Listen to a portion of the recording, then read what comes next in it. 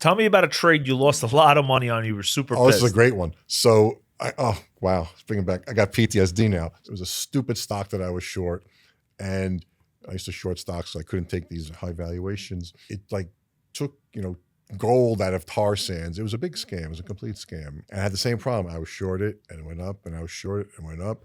And I covered it literally, I probably top ticket of all time. Like I probably covered the high of all time and a crater thereafter. And I lost my money, probably north of 50,000 at that time. You have to dig in deep, and you have to realize you're not the only one in a challenge. You have to you could adapt or die. That's essentially what it is. It's essentially Adapt or die. You're your own worst enemy. That's it. If you can't, in your mind, figure out what you did wrong and blame yourself for your problems, you can't blame somebody else. It's your fault. How do you do it where you're not hurting yourself mentally in taking responsibility? Great question.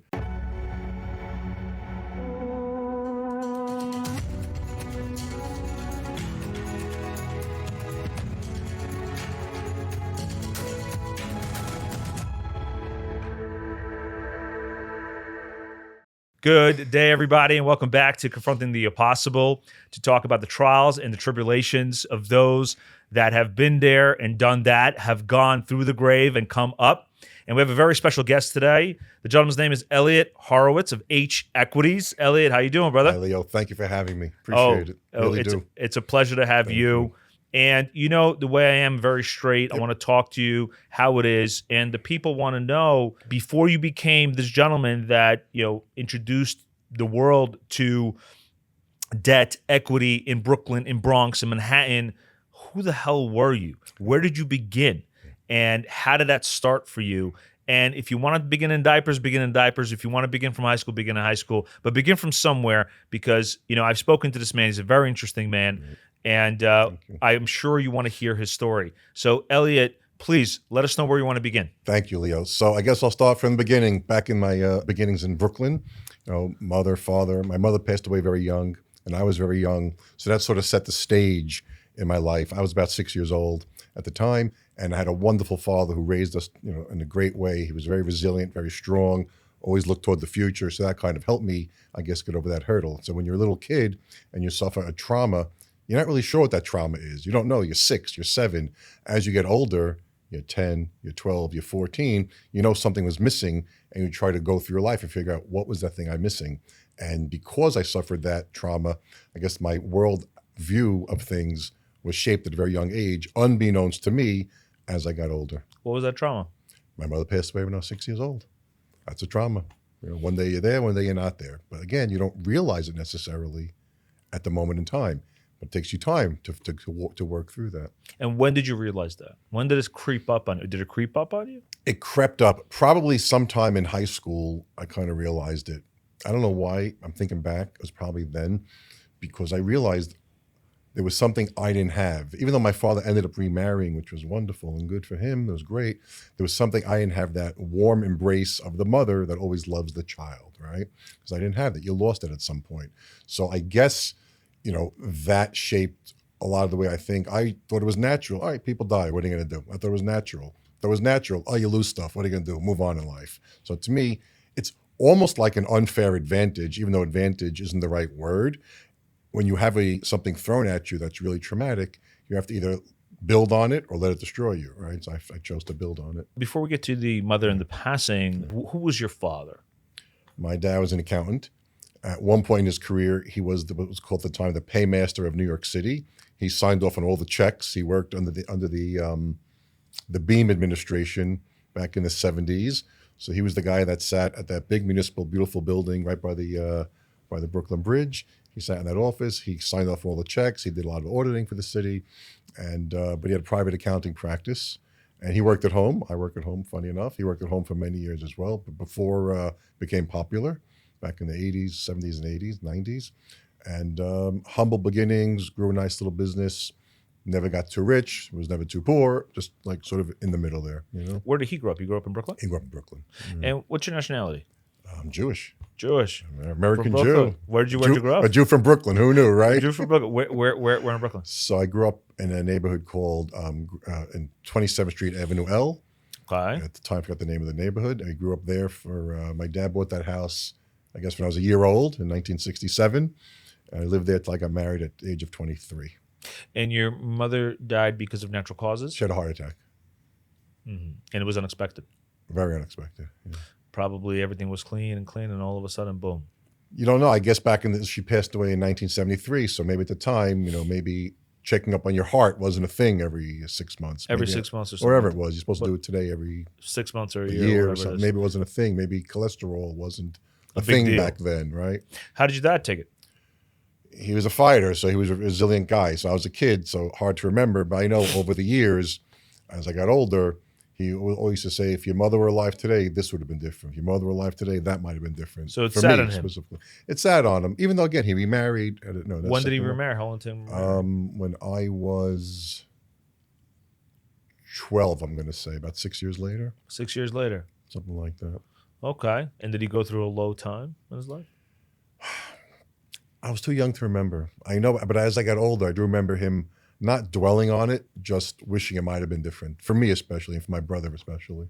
It's very heartful to hear and probably agonizing to experience. What did your mom do? Was she an astronaut? Or was she a scientist? Was she a doctor? She was a homemaker. She was the old-fashioned homemaker. That's what she was. Pick me up from school every day. Take care of the dinner, the old fact. It's a noble cause. It is a very noble cause, noble and cause. they don't get enough of a shout out to homemakers. They do not. They do a tremendous job when the men or the women or the fathers are out there and working and doing everything. So it's interesting that you started from that.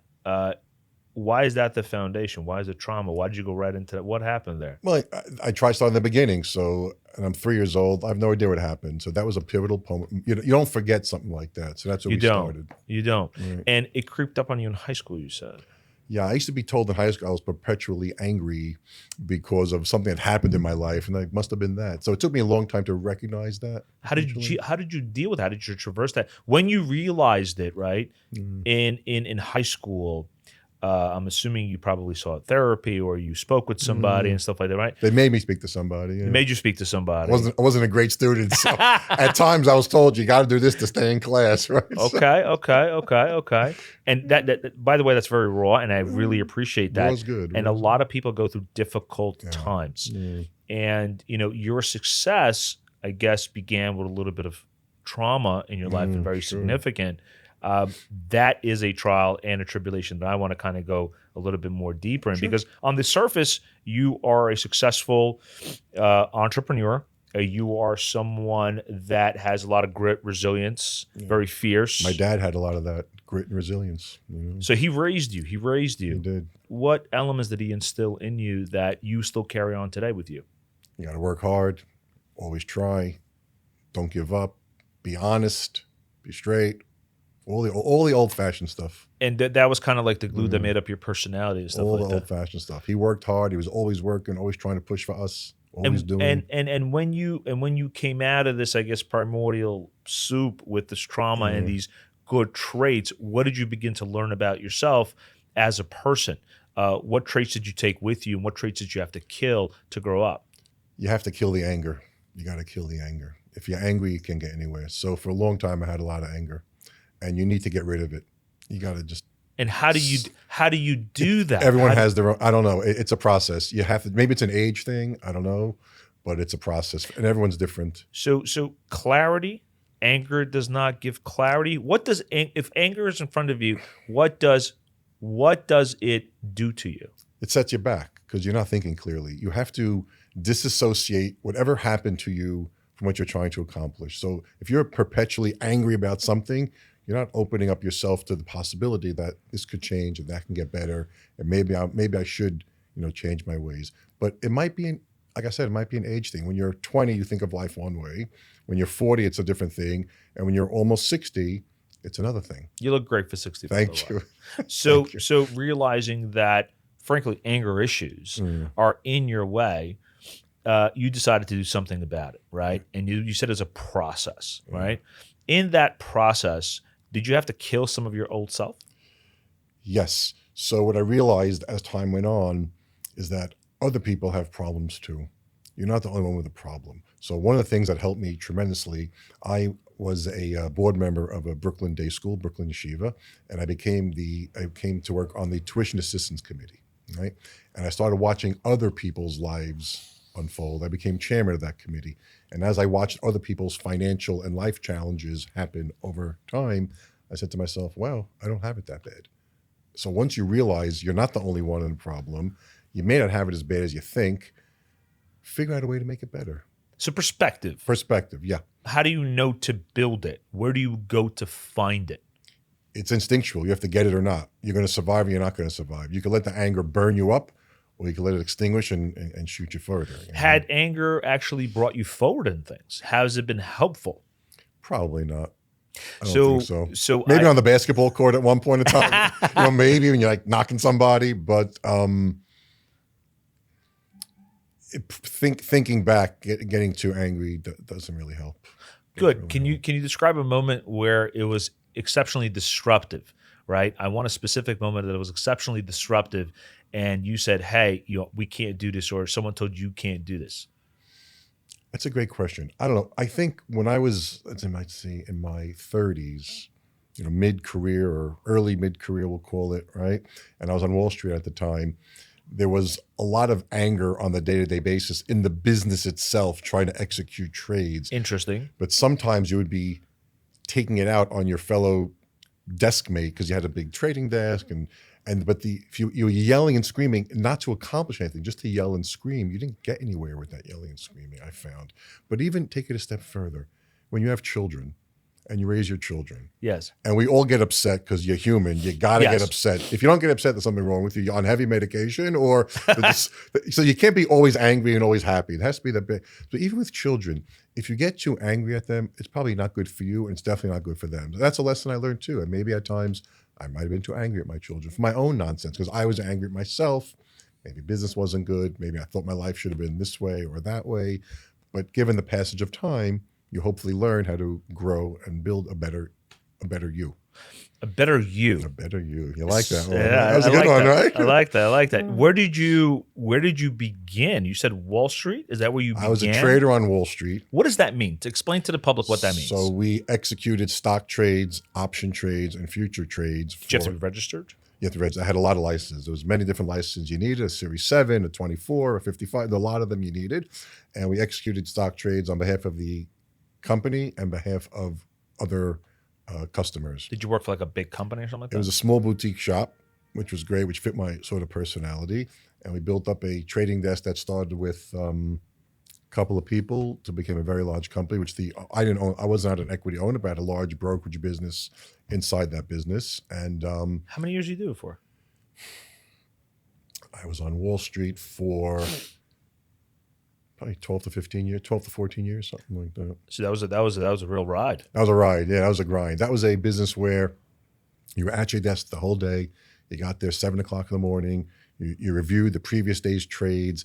9 o'clock, 9:30, the market opened. If you're lucky, you had some lunch in between, but you had lunch at your desk. Was it stressful? Very stressful. What made it stressful? What made it stressful? Because you were under the gun minute to minute. You had to execute orders minute to minute. You had to take large, complex transactions and not blow it, not make a mistake. If your guy told you buy 100,000 of this and you sold it by mistake, that's on you. There was actually what's called an error account where you were expected to make some errors. So it wasn't so bad, but you couldn't make that many errors, right? So it was a very stressful minute to minute. Buy this at that price, get it done. Sell this at that price, get it done.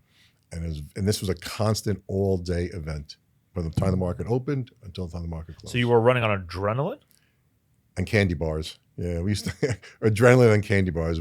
I personally would eat 3 or 4 candy bars a day. It was a terrible, terrible habit, but you had to keep going, right? And talk about, I guess, agility and resilience. I feel like it was a bad form of that. I feel it was almost toxic to be in that type of environment of such. That was the business. It was a very active, aggressive business, and you had to perform at a very high level, which many people did. And it was a very minute-to-minute transactional business that most people don't go into that field.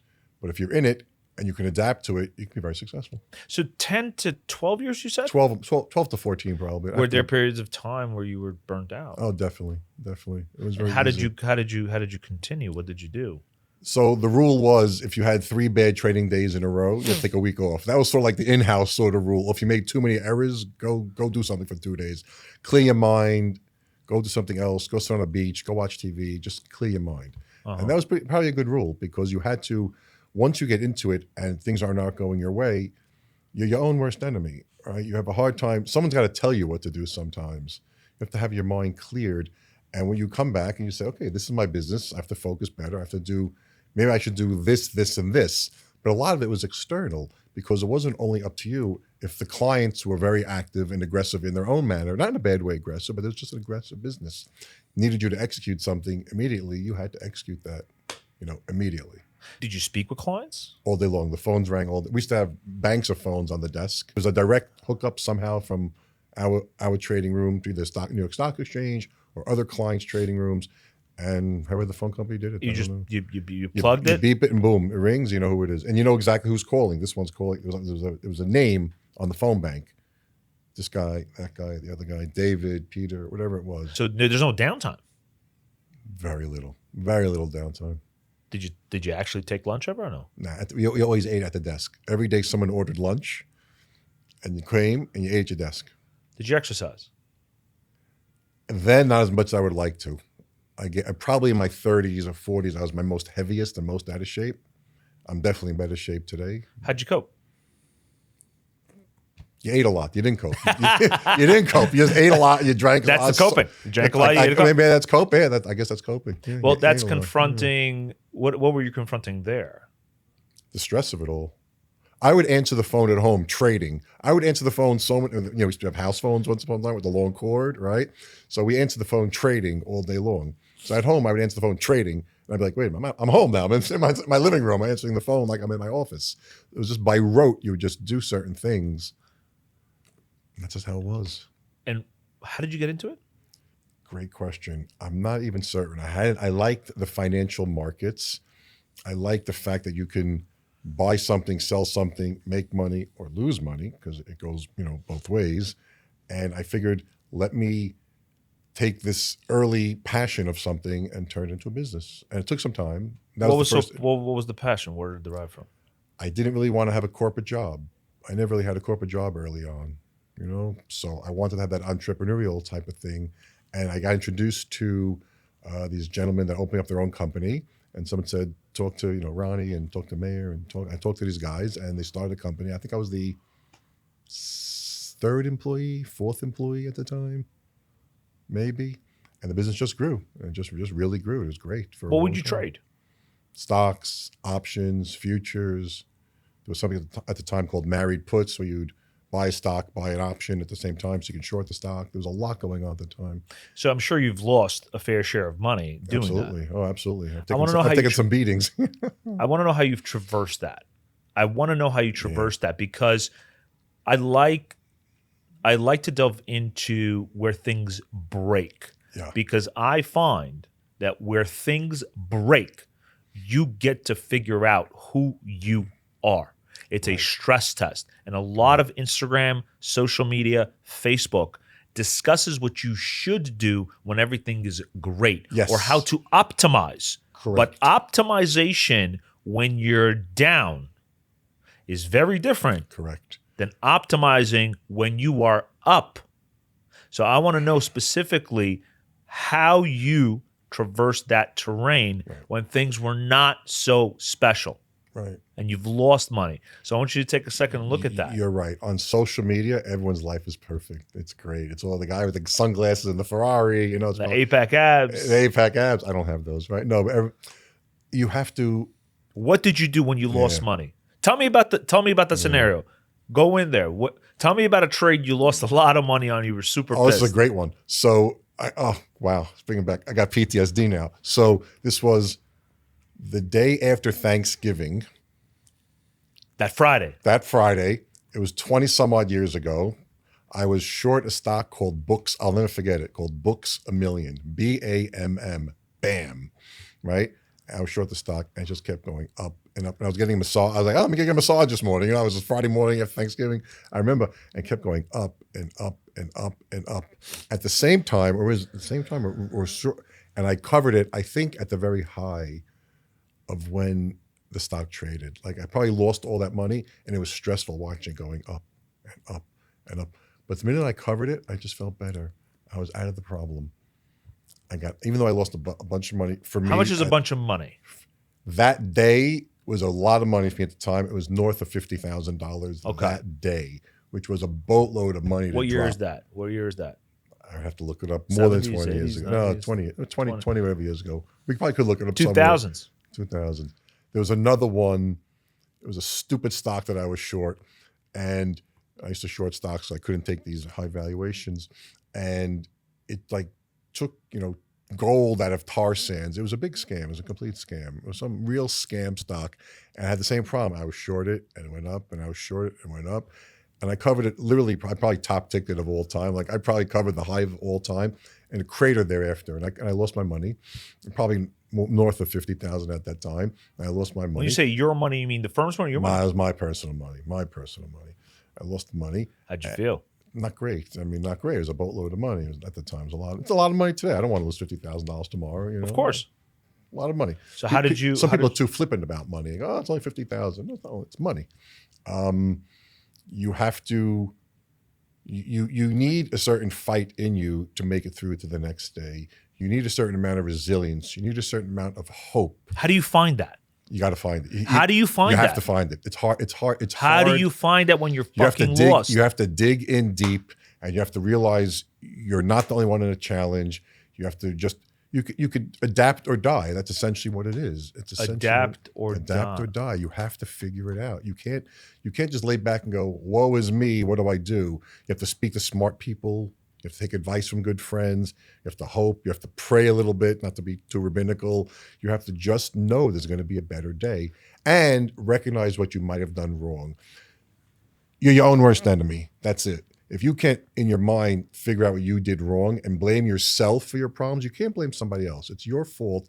If something's gone wrong, if you didn't look at that trade right, if you didn't make the right investment, if you didn't get out soon enough, it's your fault. Your friend could have told you something else, but you have to take personal responsibility to take yourself from your bad situation to your next situation. How do you do it where you're not hurting yourself mentally in taking responsibility and facing the abyss? How do you draw the line? What did you do when you lost that $50,000 and you dug deep? How did you do that? Yeah. Great question. Hard to remember specifically, but I just had to figure out what I did wrong and how am I going to make the money back. The thing I didn't want to do is I didn't want to take another big risk and try to make more money back. I wanted to try to make money back in small baby steps, and I did. I started making a couple of $1,000. I took a couple of $1,000. I did not take the risk that I could have taken because I just got burned pretty badly losing that money. And there were other losses as the years went on that got bigger.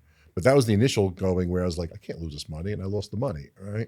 And it wasn't good. But I really do believe people have to take a look at themselves. Like I said just a minute ago, you are your own worst enemy. Nobody can do more damage to you than you can do to yourself. And you must take personal responsibility and figure out what it is that you did wrong. I know what I did wrong. I took too much risk. I didn't get out quickly enough. I relied on other people. Not a good way to do things. So let's talk about, the self, okay? Does the self have a hero?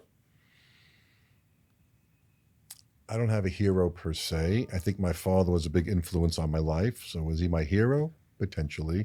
I think the everyday soldier that goes out there to combat is really the hero. That's the persona. That's the persona. They're quiet heroes. I think the everyday fireman, the everyday cop is the hero in life. They do things most people wouldn't do.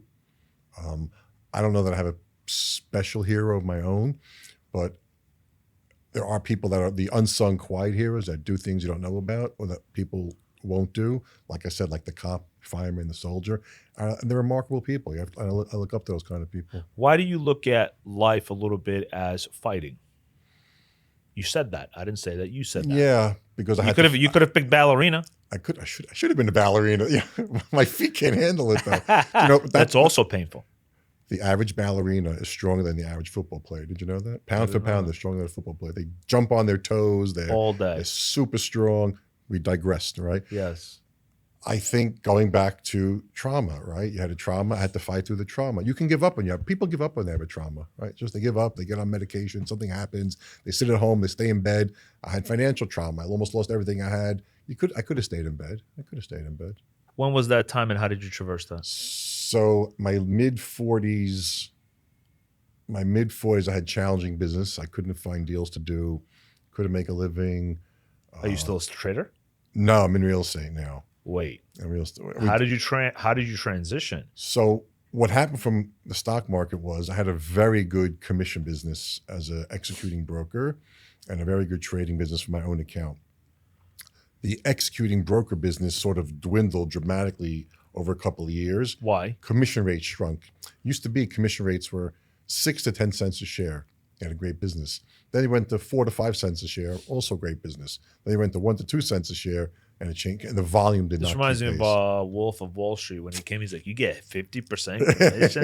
You get 50%." But that's different. They would sell like a $5 stock, which was worth $1, and keep the $4, right? And then they would split $2 in the house. But this was if a guy bought 100,000 shares of stock, it was 10 cents, $10,000. That's what it was right at the time. The 10,000 became 1,000. So it was because of you not earning enough or as much as you'd like. As much as I was, my income shrunk a significant amount because the volume of transactions they didn't keep up with the rates that declined on the commissions. And why was that? Is it because of regulatory market issues? Just market issues. The market changed. So Market something was in your head, and you're like, I got to change it. I had to change it. So I said, what do I do? I'm not really sure. I was trading my own account and I kept losing more money because I had that commission business that was really good that kept the income coming in. So at that point in time, if I lost 20 grand that day, it didn't matter so much. I had a really big, I mean, I didn't like it for sure. Of course. But I could absorb it because I had the income coming in from the brokerage business. So right. If I had a good month trading, it was great. If I had a bad month trading, okay, it wasn't so bad because we had other income coming in, which is fine. But the income stopped. And then my mind started worrying about money all the time. And when you worry about money, you can't trade. It doesn't work. All you do is lose because you're not thinking about the proper execution. You're thinking about, can I pay the mortgage next week? Can I buy food next week? So short-term thinking. Once you start thinking about what the money does for you, as opposed to the trade, it becomes problematic. Example, you have a camera shop, let's say, and you sell 3 cameras, but a guy returns 1. You probably don't think of it as, oh, I lost money on the camera. Right. But if you have 3 stocks and you lose on 1, you're turning it. A bad trader will turn that into, oh, I just lost money. But it's a natural thing to lose money. It's natural. So I started losing too much money, and I had to figure out what to do before I lost it all. Was there a change of heart in the way you were doing business? Was there a change of acumen? Was it change? Just the market changed. Everything, the commission shrunk, the volume. At that moment in time, everything just changed, and I couldn't adapt quick enough. Someone gave me a book, actually. It was called Who Moved My Cheese? And it's about the rats that go through the mazes, right. And they try to figure out, where's my cheese, right? So I don't remember the exact book, but I remember the title for some reason all of a sudden now because we're talking. But I had to figure out what to do with my life. And at that point, I realized I might need a job. I never really had a formal job in a corporate environment. You don't consider being on Wall Street, trading all day, a corporate job? No, it was entrepreneurial. I mean, early on, we had to wear. Why do you keep saying entrepreneurial? Because if you wanted to show up at 9 o'clock in the morning, you'd have one set of success. If you wanted to be there 8 o'clock at night, you have another set of success. So there was an unstated freedom. It was an unstated freedom. You could walk in 9 o'clock. If you walked in 7 o'clock, you had 2 hours advantage. You could leave 4:30 in the afternoon, but if you stayed till 8 o'clock at night, reviewing trades, reviewing charts, calling clients, you had a different advantage, right? So I would put in 12, 14 hours a day. Some people put in 7 hours a day, 6 hours a day. It was taxing on your head, though, right? Very taxing. Very taxing. Your neural framework was kind of, framed in a very specific way. It was framed to make money for my family. That's what it was framed for. And you did that well. I did well for a while. Then it didn't work out so well. So Wall Street ended. I said, what do I do with myself? I tried a few things. Let me try to broker businesses. Let me try to do when I started to focus just on real estate, but I had to get a job. And they realized I had to get a job. So I got a job. I got fired from it a year later. Another adversary. Why? They downsized. They didn't need people in the real estate business. Where'd you get a job? I was at Israel Discount Bank, great bank, IDB Bank, great little bank. Started running the real estate. The world changed for them.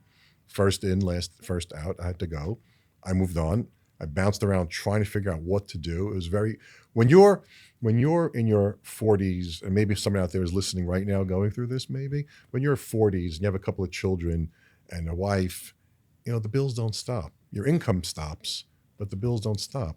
So you have to build a mental resilience and a toughness that allow you to figure out what to do. And I just had to do it. I could, and I say it again, I could have sat home and cried about it. I could have sat home and say, woe is me. But all I did was I went to talk to smart people. What are you doing? What can I do? What am I doing? The best advice I got from somebody is a really dear friend of mine when I was with him and I was talking too much. And he said to me, Elliot, just shut up and stop talking. Sometimes you have to stop talking. He was a really good friend of mine. And he said actually stronger words than that. I don't want to say it now. And I was really taken aback by that. But it was really good advice he gave me. I had to listen and not talk so much. So learning from other people what they have gone through and learning what maybe I'm doing wrong. You have to accept the fact you're doing certain things wrong. So you're building, throughout your life, you're building elasticity in a way that you can stretch and bend your mind to say, okay, this is not the end. Not the end. People have it worse. It's not the end. No one's shooting at me. You know, I'm not a hostage in a tunnel, right? I'm just a guy trying to figure it out. And every guy or every gal, for that matter, trying to figure it out always thinks they're the only one that they're going through it, and you're not. So I had to figure out. And it was a long process, but eventually, and I had the job at the bank, and I had to get let go, no problem. Eventually, I said to myself, you know what? I know a lot of people in real estate. I know not a lot, but I learned some stuff at the bank, which is great because I learned a lot about that. What was your position? I was a loan originator, and why did you do that? Because I knew a lot of people. They knew I knew a lot of people in the real estate business, so I brought in loans. So you took your book of contacts. Book of contacts, correct.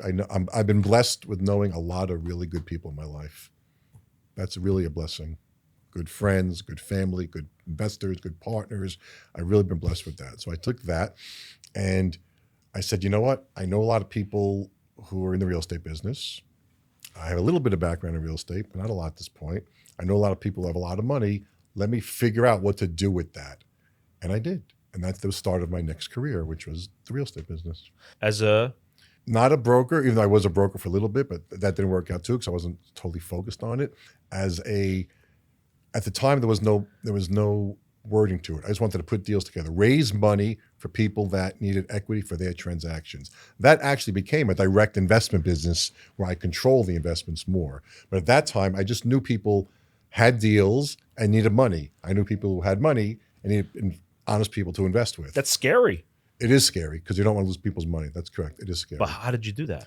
I had to recognize I had to work even harder, right, and take more personal responsibility to figure out which people can we invest with, which investors can I put with which people, because not every investor has a risk tolerance for this investment or that investment. Right. So it was a process of figuring out which investors, because I knew I had a lot of people who had a lot of money, and a lot of people did the real estate business, but I had to figure out which peg fit into which hole. And I did. Interesting. So you got into the real estate business. You also stated just a few minutes ago that you went through another financial trauma. Was that tied to the real estate business? Tied to real estate business. So when I tried to start the real estate business up, it took a long time to make money. How long is a long time? A couple of years till I started turning real money. And I was draining my bank account every month. I love saying this out loud, every month, because everyone thinks the world's perfect. Draining my bank, borrowing money every month. On interest. Every month. Credit cards on interest. I was the king of credit card borrowing, the king, right? But So- credit cards, so you home equity, everything You were was fucking all in. I was. Oh, I can curse. I know. You didn't tell me I could curse here. Well, you never told me I could curse. I'm trying to be like this. Little bit. All right, come on. Confronting the impossible takes a lot. I confronted I was all in. Tell me in this frame right now, this is very critical for me. Yeah. You're home equitied in, okay? You got credit cards up the ass. You probably can't probably make rent. Look, I want to. Yeah, I couldn't make anything. So how did you continue? Here's what happened. What did you do? I spoke to smart people, smarter than I am, much smart. I don't think I'm that smart, quite frank. I think I work hard. I'm not sure I'm that smart really, but I know I work hard. I spoke to people who have experience in life. I said, what do I do? You're over the hill. I said, no, at this time I was, maybe 60. I was just about 50, where you kind of think you're in your mix of your great career. And you think you're like, oh, this is where I retire, right? We'll take it easy maybe, right? And you're not taking it easy at all. I was about a month away from not being able to pay my mortgage, which never happened in my life, on my house. I pay my own bills. I'm 18 years old. I've never missed a payment ever in my entire life. So this is besides you. Now I'm mortgaged up. My house is on the line. This is real estate. Which is real estate. This is my real estate game now. So you're in the top of the nitro ride. My house is on the line. You're about to go down. And one of my dear friends said to me, Elliot, you're not a criminal. You didn't do anything wrong. You're broke. Okay, you're broke. You have no money. Great. You're not a criminal. So I said, oh, I'm not a criminal. So I had to work with people to figure out how to pay my mortgage off. That took a long time to straighten out through the system. But I was, thank God, I was able to borrow some money from some dear friends. So who borrowing. Have been paid back in full. So you borrowed. I had no choice. I had to pay bills. So you borrowed from your future self. I was tapped out on my future self for my home equity, completely tapped. My credit cards were tapped, completely tapped, and there was no income. And then finally, thank you God, a million times, one deal happened, another deal happened, another deal happened. The bleeding stopped. We started getting cash flow neutral because you have to get cash before you get cash flow positive. You got to be cash. You got to be neutral. You got to get somewhere as neutral. You know. How long did the negative last for? It was a few years. It was a few years. A few years, like 2 or like 5 or like 10. It was not 10. It was really bad for a couple of years, 2 to 3 years. Then it eased up a little bit over a couple of years, and then it got better. So you're not an overnight success. I'm an overnight success after working for 40 years, give or take, right? You know, but not an overnight success. And then one deal happened. You know what it is? I don't know. I kind of think that. Did you want to give up? Did you want to give up? I never want.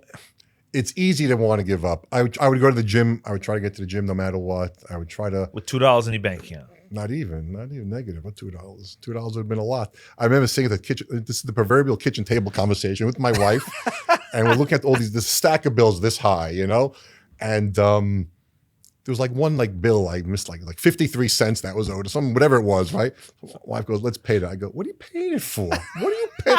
It's a start, you know? And she goes, it's a start. I go, all right, pay the bill. It was like, it was like 53 cents. Where was your wife in all this? And was she a base? Where was God in all this? Was he a base? Was there a friend here? Was there a base? What? You keep talking about people. Who's ever listening, listen good. If you're married and you're not on the same page with your wife, the two of you will never get out of your problem unless you're lucky. We were on the same page. My wife went to work. She supported. She made money. She was managing children, managing me, which is a whole production in and of itself, right? And I kind of believe one day, you know, and I pray every morning. I pray every afternoon. You have to believe in the higher power, which I do. And, you know, one day God just looked down and I guess just said, you know, I like those two. You know, they're teaching their children values. I think he said I like her more than I like him potentially, but I like those two. She was there for you. She was definitely there. She, you know what? If she's listening, you deserve a medal, right? But if you're married and you're fighting over money and it doesn't work, it just doesn't work. Unless you get lucky, it doesn't work. You have to be on this. You have to cut back. You have to realize the vacation may not be so important. You have to make sure your children. You have to be thankful your children are healthy, that you're healthy. You have to look at those things people always forget when the bills don't stop, and they didn't stop, and they just mounted and mounted and mounted. So you didn't break. What did you do? You didn't break. You keep saying you didn't give up. How did you pivot? How did you continue? It just worked out. I don't know. I just kept going, one foot in front of the other. So you didn't stop. Resilience. Keep going, one foot in front of the other. Get the next deal done. Figure it out. You didn't quit. I didn't quit. You quit, you're done. So where was God in all this? You keep talking about God. Where is God in all this? I speak to him. You know, you pray, you speak to him. You know, God runs the world. You believe it or you don't believe it. You have to do your part. If your part is sitting at home doing nothing, things may not happen. If your part is believing that you're doing something better, if your part is also, when I was going through a lot of financial problems, I was also helping other people with their financial problems. Tell me about that. Like I said earlier, I was the chairman of a tuition assistance program where people come with all their problems. And I recognized many of them had far worse problems than I had. They had health issues on top of financial issues. They had marriage issues on top of financial issues. They had child issues on top of financial issues. Compounds the problem. So when you're doing good for others, while you may, or trying your best to do good for others, while you may going through hard times, it definitely helps. Builds perspective. A lot of perspective. The archetype that you used to traverse this terrain was still a soldier? What's the archetype? What's the archetype that you used? What was the persona you put on to get through these times? Warrior, ballerina, astronaut, what was it? Fake tough guy. I don't know what it was. I used to view myself as I'd walk out of the house every day, and there was this big tree, and I had this little G.I. Joe axe, and I had to chip away at that little tree every day with that little axe, and you just chip away every day. And you take the train, and you walk in the snow, and you walk in the rain, and you get to the next appointment, and you're hot in the summer, and you're cold in the winter, and you just do it. And you have to just take 1 foot every day, and just 1 foot in front of the other, and just keep doing it with a realistic goal. So it's not a realistic goal to say, okay, I'm broke, I'm going to be worth $3 billion next year. Not really. You may be worth $3 billion at some point in your life. The realistic goal, like for me, was, how do I just stop the bleeding? I got to stop the bleeding. You build a vision. Right. The vision was put deals together, figure it out. And like I said, and lucky for me, I do know a lot of quality people, and I was able to use that network in a good way and build the business around it. When was H Equities born? What year? 2015, 2016. How many years was that, or how many months was that after you had your financial hardship? Or was it founded in your financial hardship? It was in the middle of it. Tell me about that. It was in the middle of it. It sort of started to get a little better. So it was before that, I was bouncing around. It was really all over the place. Couldn't make a living. It started getting better, but it was still not good because I still couldn't pay my bills. But there was some income coming in. Did it hurt your confidence? I don't think so. No, I don't know. You were like, fuck it, I'm going to get through it. Yeah, 100%. I know a lot of rich people, and I'm good for them. They're rich, and if I'm not rich, and you're not my friend, I don't really care. I could care less. So you founded H Equities in the middle. In the middle, and at first it wasn't even. Tell me how it was born. Talk to me. I said I'm doing deals under my Gmail account. It's not that professional, really. Let me figure something else out than a Gmail account, right? No, it was under my Gmail account. That's what it was. I said, I got to start a company. I need a name. Elliot, H Equities. I had my popped up. Okay. Popped up. I said, I incorporated. I took the LLC name, H Equities, whatever, and I put it into a business. And I said, you know what? I still have a Gmail account. I need an email.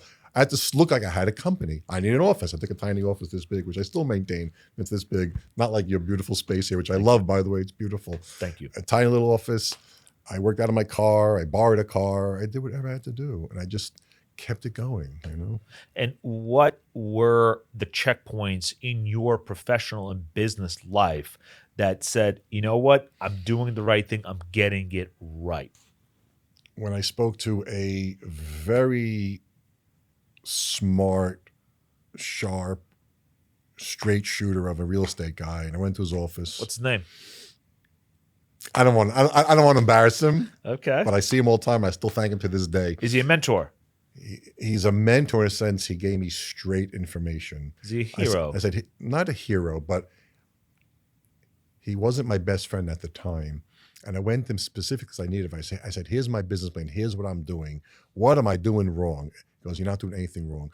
All these rich guys out there you're going to do for money, they all want to be me, but they don't want to do the work. You keep doing what you're doing, put the deals together, the money will come. And he was right.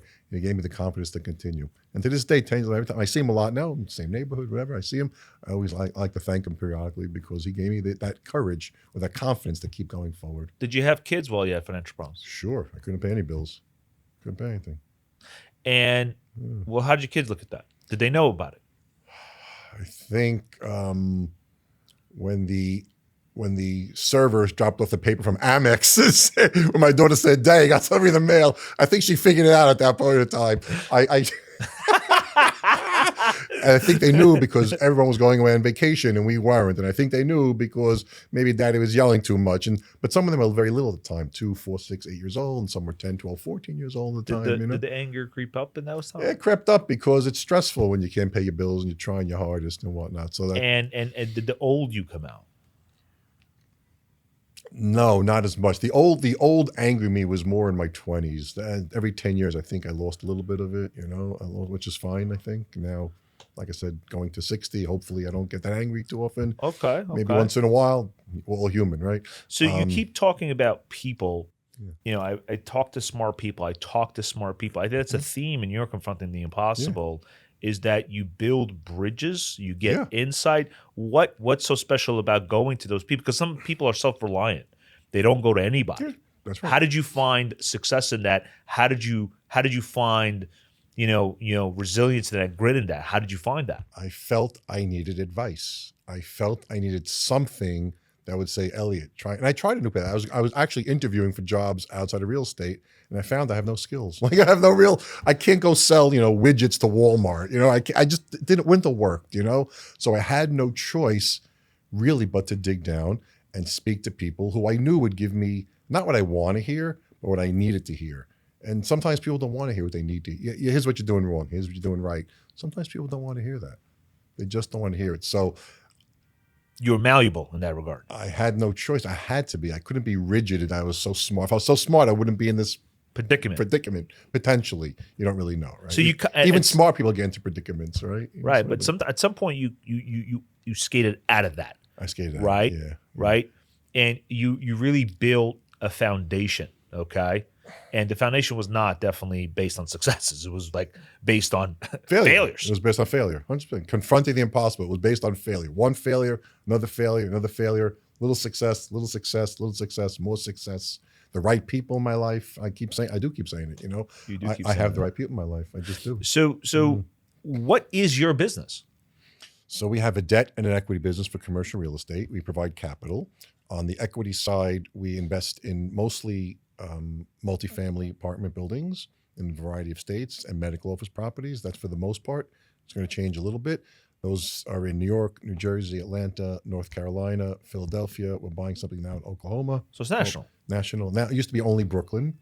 When I first started, it was only Brooklyn and only northern Brooklyn. How did you expand it? Did you have to expand something in your mind? In my mind for sure, because I wanted to be very focused in Brooklyn because I live in Brooklyn. I know every block. I could be there in 10 minutes. But over time, I realized if I'm too tied up to one neighborhood, too tied up to one location, what if something changes? And it did change, right? So Brooklyn became Manhattan, which is, then became the Bronx, then became New Jersey. Then I found in Atlanta. So it just worked out where I was able to provide capital in other states with quality people, going back to the people, right? And that's the equity business. In the debt business, we provide bridge financing. We provide senior mortgages, preferred equity, mezzanine financing, quality sponsors. We look for good people, good sponsors with good business plans and good locations. And also, that was also a Brooklyn-based business for a long time. And I recognized we had to expand out. So I was able to figure out a way through taking it one step at a time. How do I expand out slowly? We did. And now we're sort of national. What is the assets under management of your organization? Or at the very least, how much money do you spring in and out of, I guess, the account on a yearly basis, just to get a size of what you manage and what you execute on a yearly basis? This year we closed $45 million of loans, give or take, which it's a lot of money. It's a lot of money. A lot of money. I'm sitting at home putting deals together the old-fashioned way. My partners are in their office. We bought 3-4 properties. Another $8 million went to work in that. Okay. And you see how the market operates as well. Correct. One of the advantage points I have is I have a lot of inbound calls. I sift through hundreds and hundreds of opportunities with myself, my partners, hundreds of opportunities to get 5 things done a year, 6 things. You'll make 3 loans, buy 3 properties, make 4 loans, buy 2 properties. It's not a volume business. It's a very opportunistic. Intentionally opportunistic, bit by bit by bit. And how have you grown from the first trauma to the second trauma to the third? How did you? What stayed constant? What had changed? Hopefully, I'm a little calmer. Hopefully, I think I am. I hope I don't really yell as much as I used to. Good. Which is great. I get aggravated plenty, I get stressed and aggravated plenty, which I'm a work in progress. So hopefully, before I'm 120, I'll figure that one out. Hopefully, I'll figure that one out. But I always believe that tomorrow's another day, and you'll have a setback today. Tomorrow you'll figure it out. You have kids. I have 5 adult children in age of 21 to 36. I have 8 grandchildren, ages almost 1 to 8 years old. What do you enjoy best about the life that you have actually now after all those trials and tribulations? I love my grandchildren. They're my oxygen. It's like they're very noisy oxygen, but they're my oxygen. You had a lot of money go through in and out of your hands, right? How much value should someone ascribe to money? Okay, money is very important. You need it to pay your bills. You need it to get by. You don't need to be the richest person in the world, right? But you need your health more importantly, right? So if all your goals are, I want to make as much money as possible and your family suffers, it's not good, right? It's not good. If all your goals are, I need the next boat, the next car, the next whatever, and it's nice to have all these things. Of course. I have these things. Nice to have, great to have these things, but it can't be the only thing you have. You have to be thankful you have it, and you have to be grateful you have it, but you have to recognize all those other things you forget about. Your eyesight, the ability to walk, Correct. talk, Correct. have family life. I'm surrounded by great family, great people. Like, you have to be thankful for those small things. So, But they're big things, not even small things. I They're think big I things. found something that's a little more important than health. What's that? Peace of mind. Peace of. Oh, I knew you were going to say shit. I knew you were going to say that. Peace of mind. Mind's vital. It's very hard. Peace Let's of talk mind's about vital. that. Let's talk about it. When you're down and out, Yeah. peace of mind doesn't necessarily exist. It doesn't exist. It's very hard to have peace of mind when you're down and out. And I think that's what makes people sick, not having a peace of mind. We talk about health a lot. Yeah. And, there are healthy people that are miserable. Very healthy, very wealthy people are miserable. And That's we correct. usually talk about, they might be wealthy, but they're miserable. But you might be healthy and you might be miserable. So That's I correct. think That's correct. the most important thing, a little bit ahead, by maybe an inch, just by an inch, Yeah. is those that have a peace of mind. Peace of mind. In Judaism, there's a saying, who's the rich person? The one who's happy with his lot. Yes. If you're should I do the Hebrew? You could do the Hebrew. Ezehu Asher Samech Bechelko, right? Who's the one? That's the rich man, or the rich person, I should say. Most people always want the next thing, but you have that peace of mind is invaluable, and some people just have it. Did you have it? Did you have it in when you were trading? No, I never had it. I was always worried about the next trade, the next loss, the next. It was even today. I don't have it sometimes. I should have more peace of mind because I'm always trying to figure out where's the next investment coming from. And in Where's the real next estate, opportunity? Same thing. We're not highly transactional. We're doing 5 deals a year. So if we do one, I don't know, is that enough to make a living for the year? It may not be. So peace of mind is elusive to many people, even if you're successful, even if you've maybe calmed down a little bit in life, a little bit, right? Peace of mind's a good one. Yeah. So where does it reside? Where does the peace of mind reside? Where? In your kids, in your family, in yourself? Where does it reside? How do you find it? Where do you go to get it? I don't know. I know people who would not be considered wealthy by any stretch of the imagination, who are very happy and content. Maybe it's content. They're very happy and content with their house, with their job, with their weekends off, and they're at peace with themselves. It's an internal thing. You have to. Maybe it's a medication thing. I don't know. I hope not. Maybe but it's an internal it's, thing. Maybe it's to determine how much is enough. And when you get there, you enjoy it. I know people that make $5, $6, $7, $10 million a year. It's not enough. So maybe you're right. Maybe that's it. What does Springsteen say? All men want to be rich men want to be king, right? So, and the king's not satisfied till he rules everything, right? So it's a you thing. It's not an outwardly thing. You have to figure it out. You have to be. I sometimes worry about what will next year bring. I really shouldn't worry about it because it's going to come. Next year's going to come whether you like it or not. So if you could take it, and some people say, and maybe this is part of the answer, take it a day at a time. I try, not always easy, to take it 15 minutes at a time. Just get through the next 15 minutes, Elle. Don't worry about tomorrow, the next day, the next week. But being human, and maybe my DNA is wired in a certain way, I do think about next week, next year. When you're 40, 60 is 100 years away. 100. When you're 60, almost 60, 80 isn't that far away. It's the same 20 years, but it seems like it's not that far away. So maybe it's an age thing. As you get a little older, you have to just try to find the peace of mind, but you have different sets of circumstances as you move through life. At points in your life, you were trying to survive, as I understand, correct? Yeah. And what kept you kind of really alive? What was that? Belief that God's with me no matter what. So I tell my children at all their weddings, I say the same thing. You have to believe God is with you. You're going to have trials. You're going to have tribulations. You got to believe it. I have to believe it. And your personality throughout these 20, 30, 40, 50 years, it's developed. How has it changed? Could you call my wife? You should really call her. Do you want to call her now? No. How did you master yourself? I've had to learn. How did you master yourself? I've had to get rid of the anger. And it's still when you got that out, you became a little calmer. Maybe I'm not saying a better person per se. I don't think I'm a bad person to begin with, but maybe a little calmer. Restraint. Restraint. With my father-in-law, God bless him, was the calmest, rest in peace, was the calmest person in the world. Unflappable. I don't know how he did it. He got angry once. I knew the man over 30 years. He got angry once And you in admire his that. lifetime. Yeah. He got angry once. Why do you admire that? Because I can't do it. I've had a hard time doing it. He was calm, complete faith, complete belief in God, just calm as can be. Like I said, who gets angry once in their life? Angry. I mean, Really angry. once in his lifetime. That's it. And there's that a lawyer who he thought was taking advantage of his daughter at the time. Whether he was or wasn't, I don't remember. That was it. Once. So let me He was ask you, angry to fight for his daughter. That's what he was so let doing. me ask you a question about confronting the impossible. And I'm sure you obviously didn't. Now, learning about your life and where you've been through and what you've done, what are those tenements? What are those tenements in your eyes and in your view? And I'll tell you what I see and I hear. He focused on resilience, right? Got to have it. Focused on inner strength. You got to build it. You got to have a thick skin. You have to have faith. You have to have belief. You have to just keep pushing and keep trying. That's the same theme. You have to just do all those things. You know, the way And would- gratitude. You have to have gratitude in your life for things that are good. 'Cause things may be bad, but some things are good in your life. And you have to have gratitude for those good things. I think that those are great.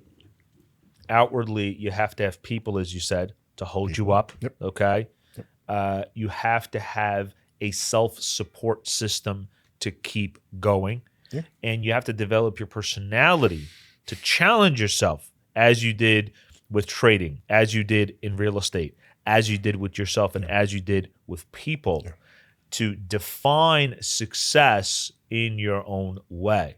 And I think that we try to do it here today by identifying that success is a little bit of health.